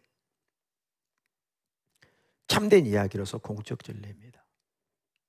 당연한 얘기지만 성경 이야기는 참된 이야기로서 공적 진리입니다. 성경의 이야기, 즉 성경이 말하는 메타 내러티브야말로 세상 전체에 대한, 우주 전체에 대한 진정한 이야기입니다. 창조로부터 시작해서 새하늘과 새 땅으로 끝나는 창조세계와 창조세계 전체와 역사 전체의 실제에 대한 진정한 이야기입니다. 그래서 성경 내러티브는 우주 역사의 이야기입니다. 우주 역사의 이야기입니다. 뉴베긴이 그것을 잘 이렇게 말했는데 이렇게 얘기했습니다. 만약 우리가 마땅히 그래야만 하듯이 성경을 그 정경적 전체로 받아들인다면 성경은 역사로 이해하는 것이 최선이다. 그러니까 하나님이 성경에는 이렇게 놀라운 이야기, 메타 내러티브가 나오는데 이게 역사적인 사건들로 표현된 메타 내러티브입니다. 단순히 명제적인 몇 가지 이론적인 진리로 모아놓은 이야기가 아니라 역사의 사건들로 표현된 이야기입니다. 정말 중요한 내용입니다. 성경은 역사로 이해하는 것이 최선이다. 성경은 보편적 우주적 역사다. 그러니까 창조부터 완성까지의 모든 것에 대한 이야기 전체이고 보편적 이야기라고 말이죠. 창조 세계 안에서의 인류에 대한 이야기고 그 인류 안에서 인류 전체가 의미하는 바에 전달자가 되기 위해 하나님의 부르심을 받은 백성의 이야기이고 또한 가장 핵심에는 그 안에서 하나님의 목적이 결정적으로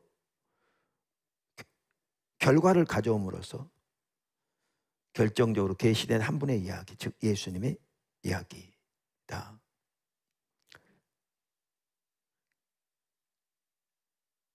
그래서 여기에 성경이 온 세상에 대한 참된 이야기라고 말하는 이 말은 기독교 신앙의 본질입니다. 아까도 말씀드린 대로 핵심입니다. 그것이 기독교 신앙 자체고 기독교의 핵심입니다. 그래서 레슬리 류빅이 이렇게 말한 거죠. 기독교 신앙은 전체로서의 역사를 이해하는 특정한 방식으로 예수에 대한 이야기 속에서 그 결정적인 실마리를 찾는다. 기독교 신앙은 그 자체로 역사 해석이다. 따라서 성경 이야기는 공적 진리입니다. 공적 진리입니다. 톰 라이트도 이 부분을 잘 말하는데요. 기독교의 전체 핵심은 그것이 이야기를 제공하는 것인데 그 이야기는 온 세계에 대한 이야기다.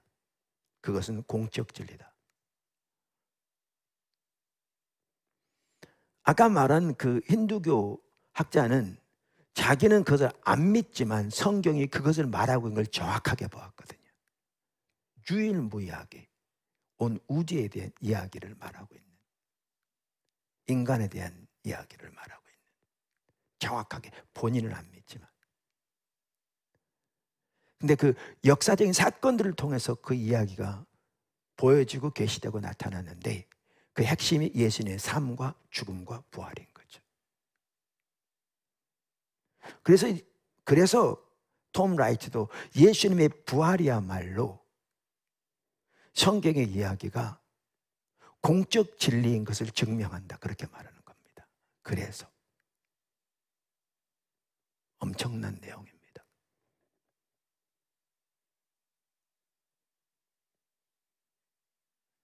그러므로 성경이 이야기라고 말할 때 우리는 성경에 나오는 이야기가 공공의 진리라는 원칙적 주장을 펴는 것입니다. 이것은 하나님의 세상을 본래 그렇게 창조하셨다는 주장입니다. 성경의 이야기는 우리에게 세상이 본래 어떤 상태였는지를 보여줍니다. 따라서 성경 이야기를 그저 유대 민족에 관한 지역적 이야기로 이해해서는 안 됩니다. 성경 이야기는 만물이 창조되는 것부터 시작해서 만물이 새롭게 되는 것으로 끝나며 그 중간에 우주 역사의 의미에 대한 해석이 나옵니다. 이렇듯 복음은 보편타당한 진리이며 인류 전체와 인생 전체에 해당하는 공공의 진리입니다. 복음은 그저 사적인 영역의 종교 체험이 아니며 무한정 미래로 연기된 내세의 구원도 아닙니다. 복음은 하나님이 세상과 인생 전체를 회복시키기 위해 어떻게 일하고 계신지를 보여주는 그분의 메시지입니다. 복음은 우리에게 역사 전체의 목표점, 나아가는 목표점을 분명히 말해주며 그렇습니다. 그래서 세상의 유일한 참 이야기로 복음은, 성경은 자처합니다.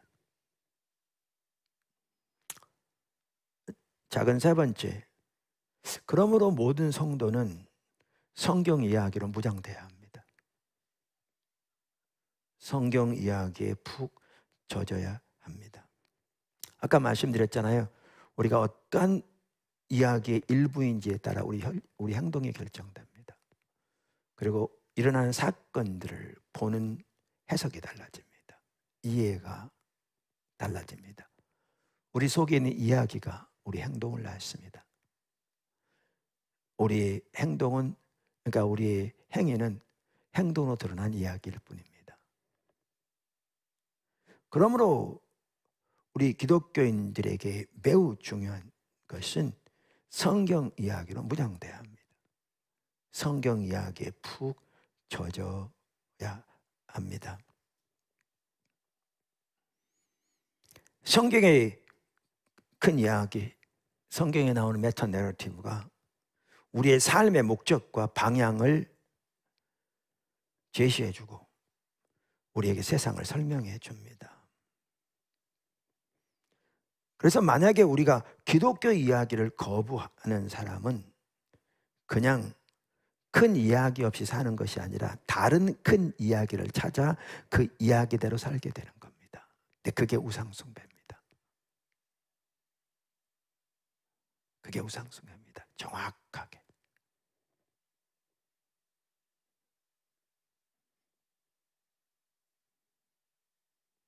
마이클 고인이 이렇게 얘기합니다. 우리는 성경이 세상 전체에 대한 진정한 이야기인 하나의 이야기를 제공한다고 한 톰 라이트의 말이 옳다고 믿는다. 그러므로 예수님을 믿는 신앙은 그리스도인이 그것을 통해서 인생 전체와 역사 전체를 이해하는 수단이 되어야 한다. 우리의 신앙을 갖는다면 이 신앙, 그 성경의 이야기가 인생 전체와 역사 전체를 이해하는 수단이 되어야 한다는 거죠. 그게 우리의 신앙생활인 겁니다. 우리는 단순히 주일날 교회만 오는 이게 아닙니다. 오늘날 너무나 많은 사람들이 그렇게 하면서 실제로 그들이 마음속에 가지고 있는 그리고 살아가는 이야기는 우리 주변 문화의 이야기입니다. 너무나 심각한 우상숭배 속에 빠져 있는 거죠. 너무나 심각한. 그러니까 하나님이 의도하신 세상의 빛으로서의 선교적 사명은 전혀 감당하지 못할 뿐만 아니라 자기들이 잘못됐다는 인식도 전혀 인식하지 못하는, 이게 오늘의 현실인 거죠. 기독교 이야기가 진리이기 때문에, 그리고 그것이 창조로 시작해서 새 창조로 끝나는 역사 전체에 대한 이야기를 진실되게 해주기 때문에 우리는 그 이야기를 진지하게 받아들여야 한다. 이것이 세상의 존재 방식이기에 그리스도인은 성경 이야기가 자신의 삶의 기본이 된다는 사실을 확실히 해야 한다. 이게 신앙인입니다. 다시 읽어볼까요? 그리스도인은 성경 이야기가 자신의 삶의 기본이 된다는 사실을 확실히 해야 한다. 뉴백인 이렇게 얘기합니다. 성경의 본질은 바로 그것이 세상에 대한 참된 이야기라는 것, 그리고 모든 것을 포괄하는 틀 혹은 전체를 아우르는 우산을 제공해서 그 아래서 모든 종류의 2차적인 신학의 숙고가 행해져야 한다는 것이다. 그러면서 이렇게 말합니다. 그것은 온 세상에 대한 참된 이야기다. 성경의 이야기. 하나님이 의도하시는 대로 온전한 인간이 되는 것은 예수 그리스도 안에서 그 중심을 찾은 성경 이야기의 일부가 되는 것이다. 성경 이야기가 참된 이야기죠. 온 우주와 일반 역사에 대한. 그렇기 때문에 하나님이 의도하시는 삶이 된다는 것은 예수 그리스도 안에서 그 중심을 가지고 있는 성경 이야기의 일부가 되는 것이라는 겁니다. 그것이 하나님이 의도하시는 사람이 되는 거라는 겁니다. 여러분, 이런 차원에서 오늘날 우리 자신의 삶을 살펴봐야 합니다. 정말 성도들이 너무나 심각한 거죠. 그렇다면. 그래서 우리 교회가 이제 사실 이런 부분 때문에 살펴본다고 했잖아요. 그래서 교회가 선교적 소명에 충실하게 살아가려면, 교회가 선교적 소명에 충실하게 살아가려면, 마이클 고인 같은 경우는 사실 레슬리 뉴비긴이 한 말인데요, 성경적 권위의 세 가지 차원이 회복돼야 한다, 이렇게 말합니다. 세 가지 차원은 뭐냐면, 첫째는 성경은 이야기라는 것, 두 번째는 성경은 참된 이야기라는 것, 세 번째 성경은 모든 민족과 인간의 삶 전체에 대해 권위가 있는 포괄적인 이야기라는 것, 이것이 회복돼야 한다는 겁니다. 성도의 삶 속에, 교회의 삶 속에. 성경은 온 세상에 대한 참된 이야기다. 그래서 이렇게 말합니다. 우리는 하나님의 포괄적인 목적을 증언하기 위해 세상 한가운데 놓여 있다.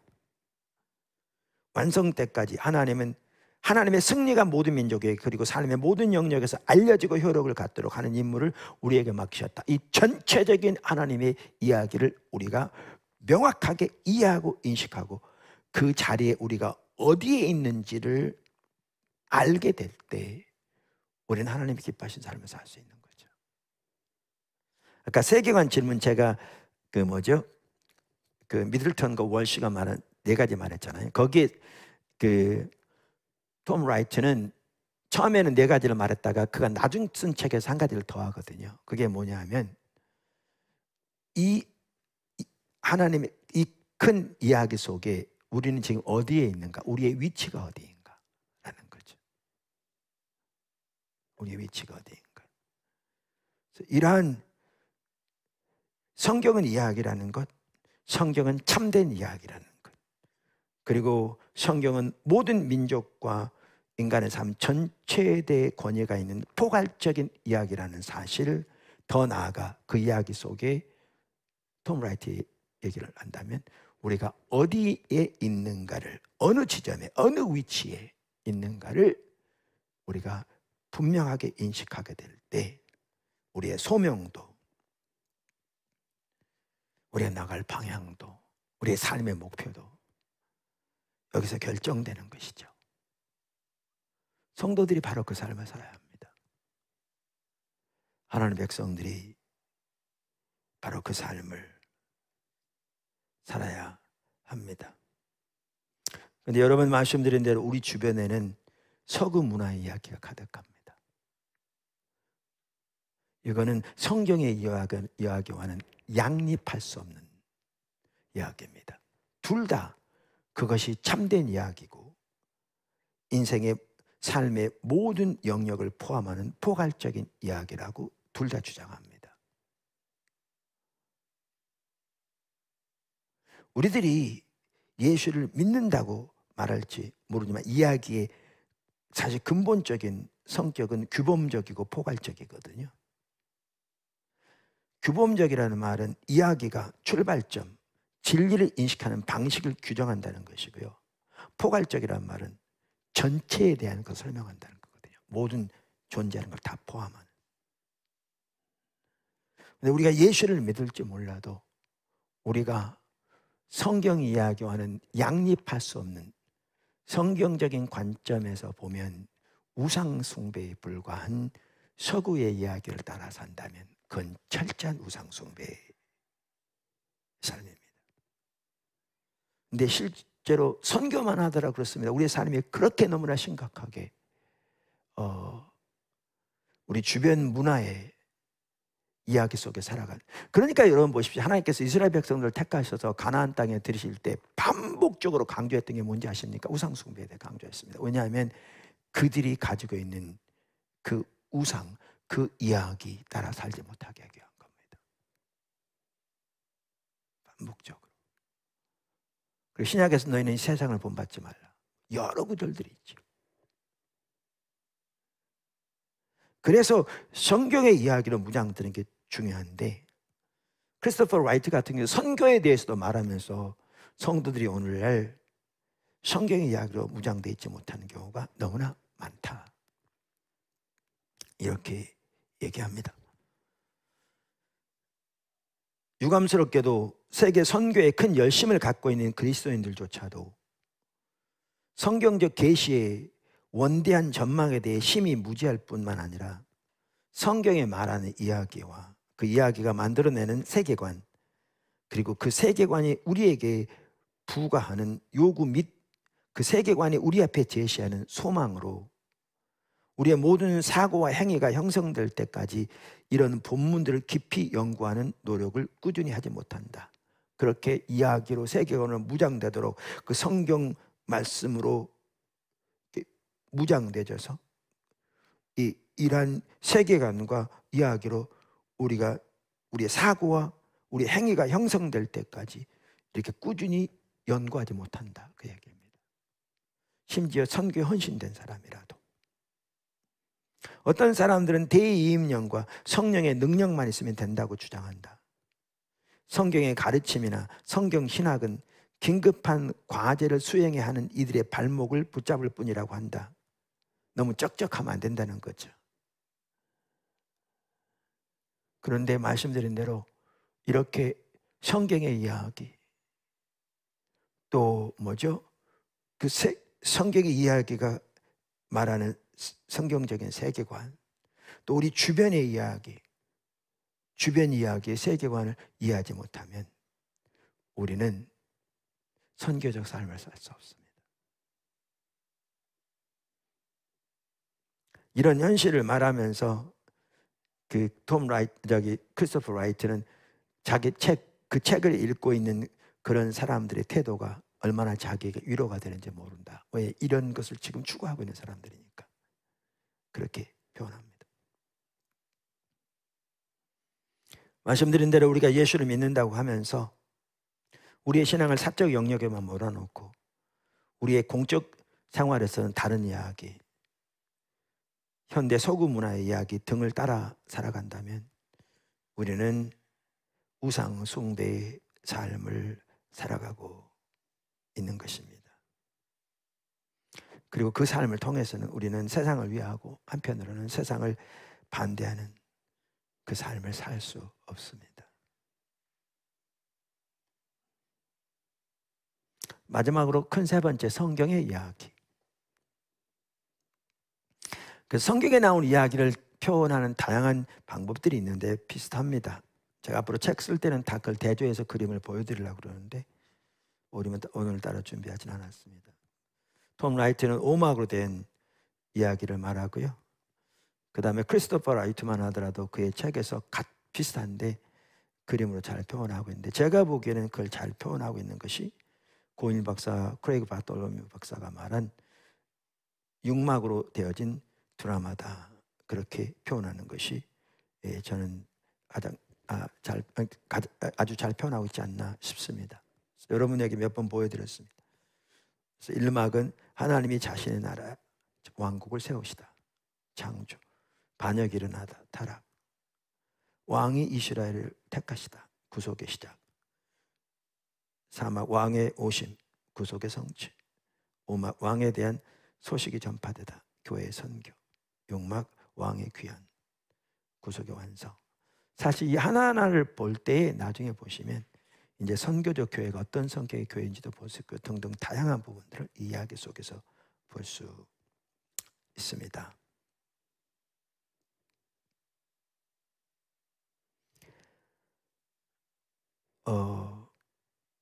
시간이 지금 거의 됐네요. 오늘 많은 부분을 나눠서 제가 좀 더 얘기하면 아마 과부하 걸릴 것 같기도 하고 그렇습니다.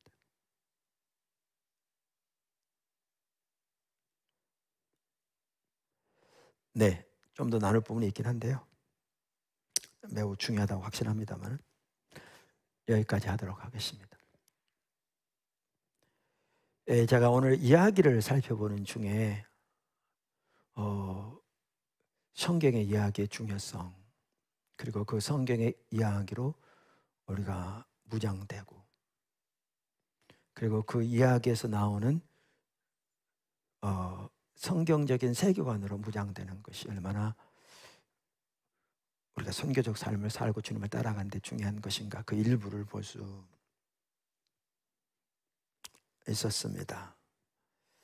그리고 그것을 보면서 우리 자신들을 돌아보면서 우리가 정말 이런 부분에 무지하고 그냥 교회만 다니고 몇 가지 종교적인 의식만 하면 되는 걸로 생각해온 우리들, 얼마나 그러다 보니까 우리도 알게 모르게 우리의 신앙을 사적 영역으로 몰아넣어버리고 공적 세계에서는 어떤 발언권도 갖지 못하도록 철저하게 배제시켜버린, 그리고 사회에서의 모든 삶은 그 공적 세계의 문화가 가지고 있는 문화의 요구대로, 그 규범대로 그거에 맞춰 살아가 버린, 그렇게 살고 있는, 그러니까 우리가 우리의 선교적 소명을 망각해 버렸을 뿐만 아니라 레슬리 뉴비긴 말한 것처럼 그 사명을 잃어버린, 그 삶을 살았는가 혹은 살고 있는가, 이런 분들도 볼 수 있는 것 같습니다. 그래서 우리가 한꺼번에 다 배울 수는 없을지 모르지만 정말 이렇게 더 하나님의 은혜를 구하면서 우리 선교에 연합하는 교회들 정말 집중적으로 배워갔으면 좋겠습니다.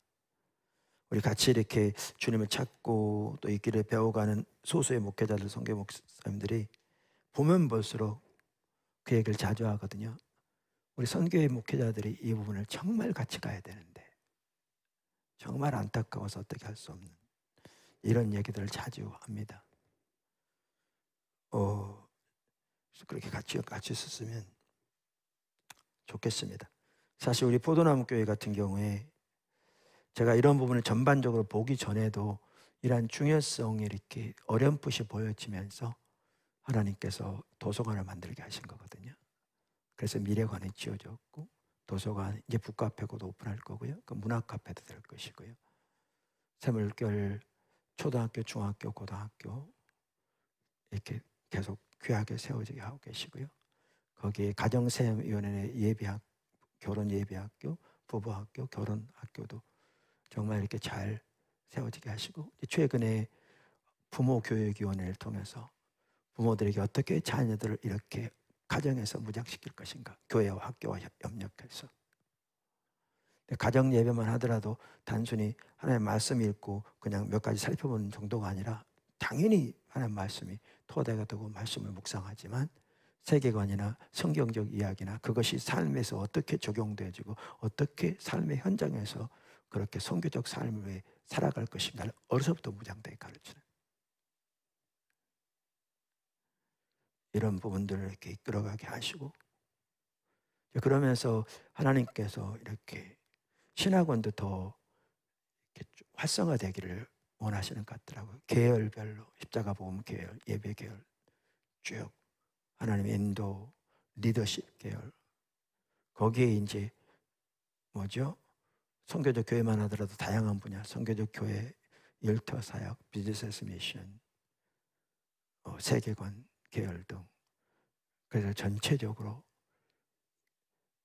일반 성도들뿐만 아니라 목회자들, 또 목회 지망생들, 또 신학생들도 무장되어질 수 있도록, 그리고 더 나아가서 하나님께서 새물결 대학에서 기도하게 하시는, 새물결 신학원과 대학은 또 다른 차원인 거죠. 요즘 뭐 큰 건물을 사야 되는 게 아니거든요. 미네르바 대학은 하버드보다 더 들어가기 힘든데 캠퍼스가 없거든요. 그러니까 하나님 주신 지혜를 따라가면 얼마든지 할 수 있다고 생각하거든요. 중요한 건 일꾼인 거죠.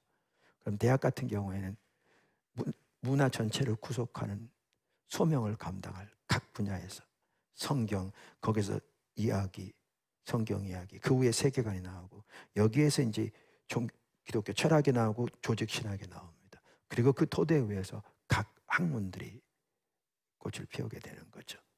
전체적인 성경의 토대 위에 그렇게 무장되어서 삶의 각 영역들을 해서 선교적 삶으로 그 문화를 구속하는, 그곳에 하나님의 통치가 세워지도록 당연히 세상의 언어를 가지고 말하고 세상의 언어를 가지고 섬기되 전문적인 그런 지혜와 지식, 철저하게 하나님의 말씀을 무장되어주고 그 분야에서 전문적으로 무장되어져서 그렇게 섬기는 일꾼들을 배출하는 학교가 자신하게 필요하거든요. 그럼 이게 돌아간다면 지금까지 하나님께 너무나 놀라우게 함께 하셨는데 앞으로 지속적으로 하실 일은 너무나 놀라운 것 같고요. 더 비교할 수 없을 만큼 놀라운 것 같고 하나님이 정확하게 그 일을 우리 인도하고 계신 것 같습니다. 그리고 그것을 위해 기도하게 하시는 것입니다. 선교연합하는 교회들이 여러분 한 분 한 분이 그것을 분명히 인식하고 더 기도하고 주님의 은혜를 구하고 그 일이 속히 이루어지도록 그리고 우리가 할 수 있는 범위 내에서 하나님이 주신 대로 주신 은혜대로 적극적으로 그 일에 함께하는 다양하게 그러한 저와 여러분이 되기를 주님으로 축원합니다. 우리 함께 기도했으면 좋겠습니다. 오늘 말씀을 생각하시면서 또 하나님께서 이렇게 하시는 귀한 일들 뜻이 이루어지도록 또 내가 어떻게 주의 길에 그렇게 주님의 그 이야기 안에 온전히 설 것인지 그게 주님이 우리를 원하시는 삶인데 돌아보면서 주님의 은혜를 구하면서 시간 함께 기도로 나갔으면 좋겠습니다. 같이 기도하겠습니다.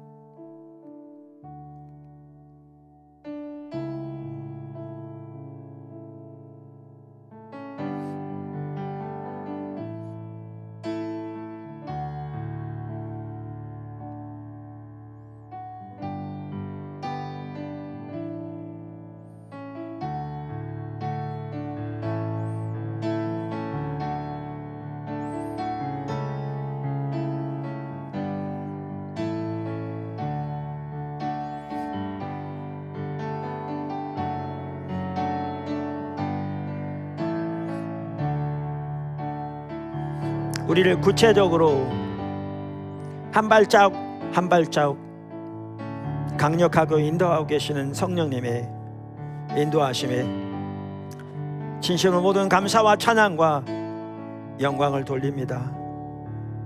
주님 감사합니다. 주님, 우리가 주님을 잘 따라갈 수 있도록 은혜 외 은혜를 더하여 주시옵소서. 이 시간도 예수 그리스도의 보혈의 공로만 의지해서 아버지 하나님의 보좌 앞에 섭니다. 예수님의 보혈로 우리를 정결케 해주시며 우리를 씻어주시고 우리의 모든 나태함과 안일함을 깨뜨려 주시며 우리의 어두워진 눈을 밝혀주시고 주님을 간절히 추구하며 주님이 계신 것을 알기를 추구해 그 가운데 함께 있기를 열망하는 그 열망을 지금 함께하는 모든 한 사람 한 사람 삼육결 선교회 후에 선교연합하는 모든 교회들 후에 모든 성도들을 회복시켜 주셔서 주님께 정말 놀라우게 강력하게 인도하심이 앞서가고 계신 바 주님의 인도하심을 우리 모두가 잘 따라갈 수 있도록 주여 우리를 불쌍히 여겨주시고 우리를 도와주시옵소서. 우리를 긍휼히 여겨주시옵소서. 모두가 돌이킬 은혜를 부어주시옵소서. 오 아버지, 하늘로부터 넘치는 은혜를 부어주셔서 돌이켜지게 은혜 베풀어 주시옵소서. 아버지와 성도들이 목회자들이 깊은 잠에서 깨어날 수 있게 은혜를 베풀어 주시옵소서. 주여 긍휼 베풀어 주시옵소서. 주님, 오늘도 우리에게 귀한 하나님의 길로 인도하실 뿐만 아니라 하나님의 비전 목적 앞으로 나아갈 방향을 보게 하셔서 감사하고 우리가 밤낮으로 그 하나님의 길을 보는 사람들부터 먼저 하나님의 뜻이 이루어지도록 간구하며 우리의 삶을 드리며 하나님께서 내주시는 대로 동력자의 삶으로 앞서가신 주님의 행하시며 온 사람으로 동참하는 삶을 살게 도와주셔서 하나님 뜻이 온전히 이루어지고 하나님 나라가 놀랍고 확장되어지며 하나님 목적하신 바가 남김없이 이루어지는데 우리 모두가 귀하게 쓰임받을 수 있도록 주님 은혜의 은혜를 더하여 주시옵소서. 주님 사랑합니다. 주님 감사합니다.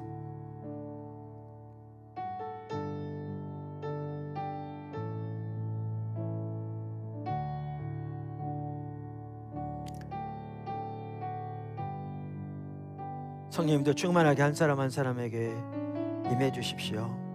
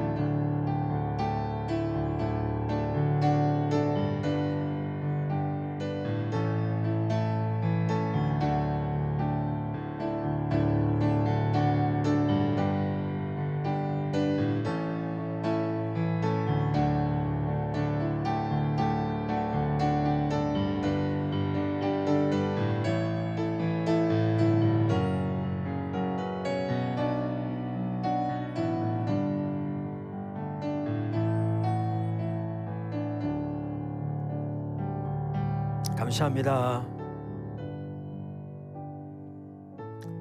모든 영광, 모든 존귀 주님께 돌리며 주님만 의지합니다. 주님만 바라봅니다. 주님 사랑합니다. 또한 예수님의 이름으로 한 사람 한 사람, 한 교회 한 교회를 축복합니다. 예수님의 이름으로 감사하며 축복하며 기도드렸습니다. 아멘.